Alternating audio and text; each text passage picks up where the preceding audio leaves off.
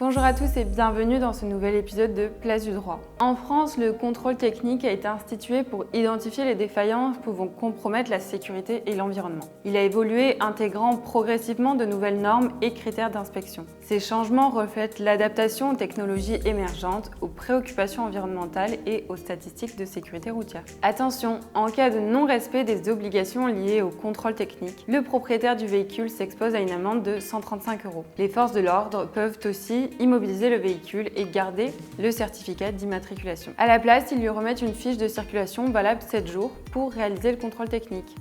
Et c'est seulement une fois le résultat jugé satisfaisant que le propriétaire récupère le certificat d'immatriculation. Pour 2024, de nouvelles réglementations vont transformer le paysage du contrôle technique. En effet, les nouvelles normes accentuent l'inspection des émissions polluantes, en particulier pour les véhicules diesel, et introduisent des critères spécifiques pour les véhicules électriques. Le calendrier du contrôle technique est très précis. Ainsi, la première vérification doit être effectuée dans les 6 mois précédant le 4e anniversaire de la première mise en circulation du véhicule. Cette date figure sur leur certificat d'immatriculation. Ensuite, les contrôles techniques doivent être réalisés tous les 2 ans. Par ailleurs, si un particulier vend un véhicule de plus de 4 ans, il doit remettre obligatoirement un rapport contrôle technique datant de moins de 6 mois. Attention, aucun rappel ne vous sera envoyé. C'est à vous de vous tenir informé de la date de votre contrôle technique. Si vous souhaitez en savoir plus sur le contrôle technique, nous vous conseillons d'aller consulter l'article à ce sujet sur placedudroit.com.